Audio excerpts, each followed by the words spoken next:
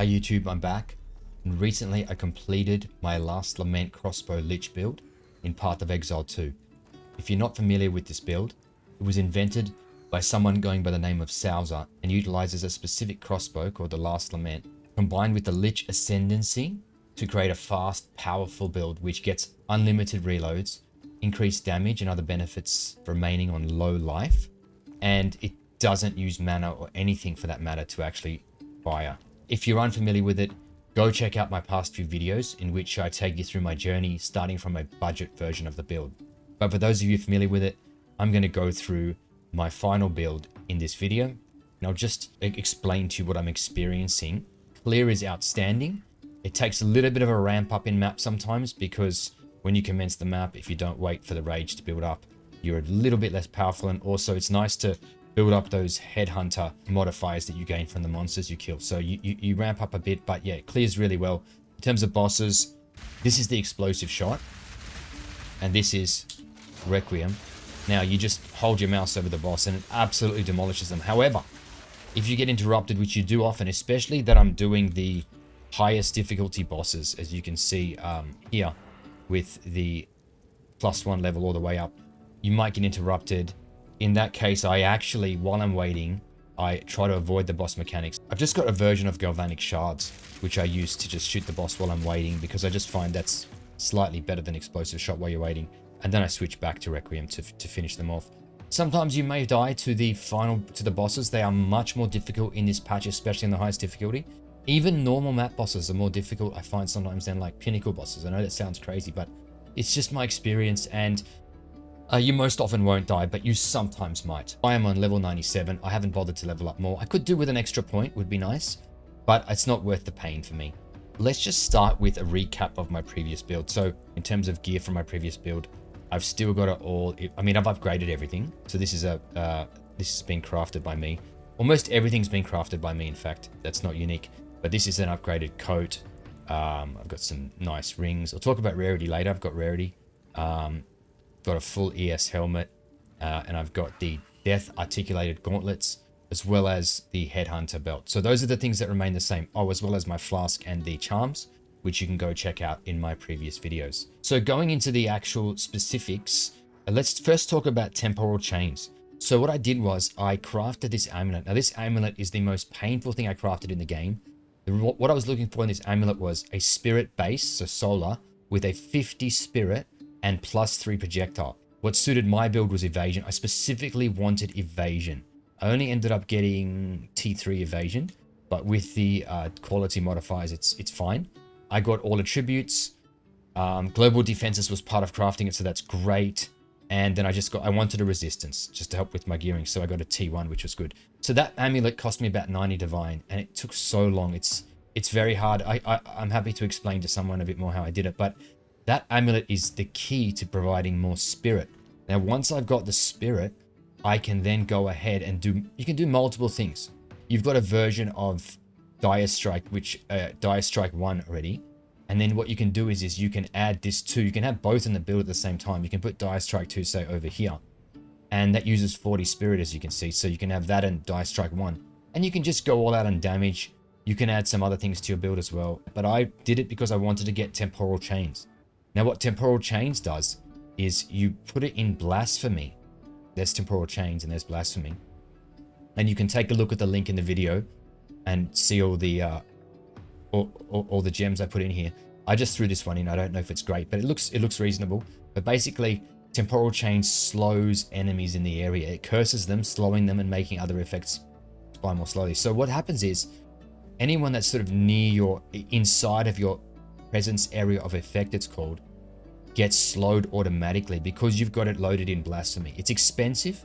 I think it says 60 spirit, but because it's at max quality with efficiency, I believe it's 54 spirit, something like that it will use.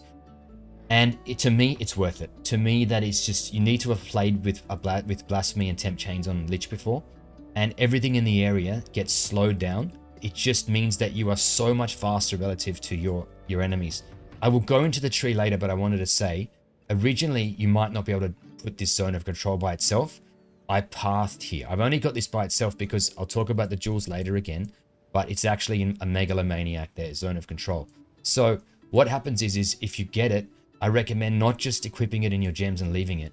You need to equip something in the tree. Now, some people may go all out. There may be a better build where you can invest in quite a few things, invest in less speed or damage, probably damage, and it just provides a better experience. But I found that Zone of Control is the bang for buck node on the tree, passive tree. So it's 40% area of effect, but it's the curse magnitudes. But if you have a look, enemies you curse are hindered. So another 15% reduced movement speed. It's just outstanding. And basically it means that you may not move faster as a result, but relative to your enemies, you are faster. They slow down. They do everything slower. It works on bosses. So that was a highlight of the build. That was huge once I got that. Then the next thing I'll talk about is I got movement speed boots. Now these are 50% move speed. You can get 55 if you get the base. This is eye level 81, an exceptional base with eye level 82. However, the base was like 300 divines. It is not worth 5% move speed. Whereas the base for level 81 is I think it was 14 divines. So I crafted these myself. This is the second pair I crafted. The first did not have rarity. This one was a bit harder to craft because I got top of T1 rarity. And basically when you craft it, you can get some really good move speed going. And the crossbow, I upgraded the crossbow. Now I only paid 80 divines for this upgraded version. I'm pretty sure you could pay in a couple hundred. The reason I paid that is because can you see the increased physical damage? The max is 300, but I got the 347, and I made sure I got 20% attack speed with it. That's the only two stats you care about. If you look at explosive shot, it converts 30% of physical to fire, right? So your physical, that's a base physical damage right there. So that's definitely worth it. If I was to bother, I mean, I would look at a crossbow like this, which has level 20 Composer Requiem. If you can see there, it says level 18. The advantage would be level 18 only lets you have 4 sockets. Level 20 would let you do a 5th. It would help the build a lot, I believe, because it would just help you finish the boss that much quicker and not have to wait in between phases. So that would be something to look into if you wanted to take the build even further and min-max it more. In terms of jewels, I already had the Controlled Metamorphosis, although this is a slightly more expensive one with less resistance penalties. And I already had the Heroic Tragedy in the line of Virana. But what I've done now is firstly, I got Heart of the Well. So Heart of the Well just had too many benefits to ignore, and this is quite a nice rolled one. Oh, that's right. It's quite a nice roll because I divined it. I used like 50 divines on this thing and just accepted the fact that I missed 1 point of move speed. But yeah, it was about 120 divines plus 50 divines to divine it. Extra damage is huge. You get attack speed and movement speed. Then the next jewel I got was Megalomaniac. So this is where I want to talk about the tree a bit. What Megalomaniac does is you've got lots of options. You can assign, there's a node for extra rage. There are nodes for extra energy shield. You need to have a look at what suits your build.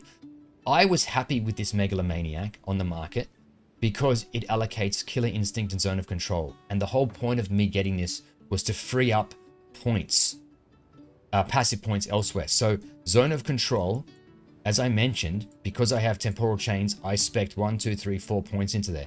Now these points are okay, but to me they're not worth it. So by getting that without specking, I just saved 1, 2, 3 points.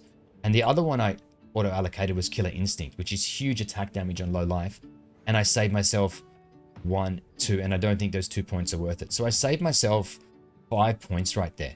That is very invaluable when you combine it with, especially the next jewel I got, which was the Against the Darkness. Now you can get one with extra lightning damage, but the good news on this build is you don't need the extra lightning damage, especially if we're not running Herald of Thunder as well. We can settle for the Fire and Cold. I divined this one as well.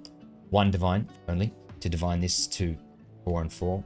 You can get this one, and I think it's still 120. I can't remember odd divine, maybe more. But instead of 200 something divine for lightning.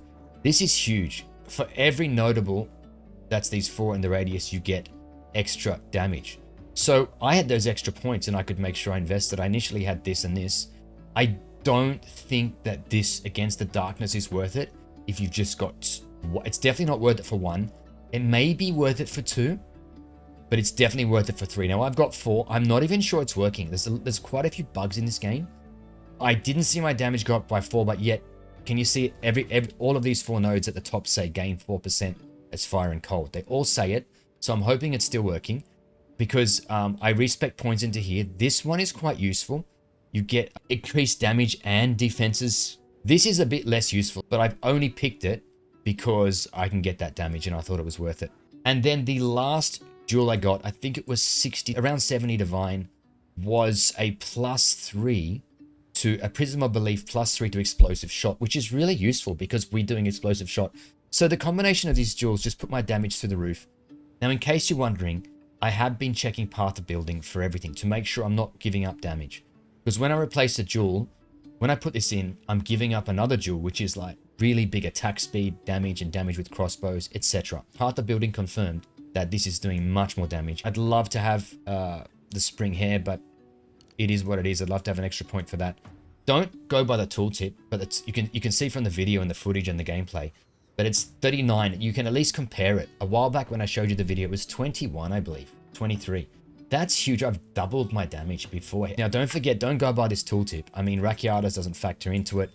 On the tree, I've got plenty of stuff for rare and uniques. I've even got my main jewel as well. I should have mentioned that for rare and uniques as well. POB said that this jewel is a lot better than just crossbow damage. So keep in mind, damage with hits against rare and uniques is very powerful according to the numbers from Path of Building. And yeah, those don't factor in to the tooltip because they'll only happen once you hit the unique or the rare or you're in their presence. And so you can't go just by the number, but it's still useful to compare when you increase your damage. So I'm very, very happy with the damage. Requiem's at 2.1 million. When you take this out, it might say lower when you do a boss fight, but you do swap in Rakiatas, so it's probably way higher than that. A lot of people do things like they throw a different jewel in here that lets them take these move speed nodes. It's basically a jewel which lets you assign other passives in the radius of Veil Pact, and then they can add move speed, etc. If that's your cup of tea, go for it. I love move speed, but I'm not going to give up that much damage, temp change, etc. for move speed. So that's just my preference, and basically that's what I did. In terms of the tree, firstly, I've mentioned before, when I got the amulet, I spec'd into Zone of Control. I had to use a lot of points. I actually am trying to remember what I spec'd out of. I did not have these. These are just so that this jewel can get max damage. I had to lose move speed. That's right. I had to unspec out of these. When I got Megalomaniac that assigned Zone of Control and this as well, Killer Instinct, I was able to spec into some points. Especially this, that's very useful to help against the darkness. If you had to sacrifice one, sacrifice this Deft Recovery and keep these 3. If you had to sacrifice 2, keep these 2 and sacrifice these 2 down here. I also kept my rare and uniques according to Path of Building. It's a very efficient set of passive points for damage, and that's pretty much it for the tree. Not much else has changed. You can play around with as need be, as I said, between move speed and damage and the like. In terms of rarity, I have 170% rarity, and there you go, 170. I also have, according to my charm, 15% rarity, as you can see, of items found when you kill a rare or unique, given that the charge has, the charm has been able to charge. So keep in mind, if you just kill a rare or unique and then you kill one right after, you're not going to get the 15% until the charges come back. You do have to keep in mind, you give up a lot and it costs a lot to craft for it. These rings have double T1 rarity. My boots have T1 rarity. My helmet has double rarity. I believe that's T1 and 2. And the helmet, I have to say, I'd crafted one very similar, almost with 2 T1 rarities actually. But I had to sell it and just buy this instead because it becomes very hard to craft everything for yourself only because of resistances. Right? So just keep that in mind. I don't have rarity in my amulet. I would have definitely taken it if it came up. But my amulet, you need attributes and you need resistances, etc. So that was really good. And that's about it. It was a quick video today, but I thought I'd just let you know and keep you updated. And good luck on your journey. I will be playing Path of Exile 1 in the new league as well.